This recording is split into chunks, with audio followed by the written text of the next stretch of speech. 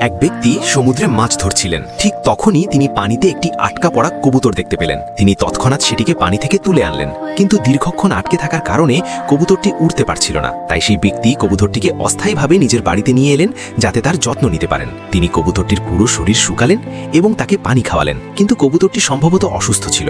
ওরা তো দূরের কথা, ঠিকমতো দাঁড়িয়ে থাকার শক্তিও তার ছিল না।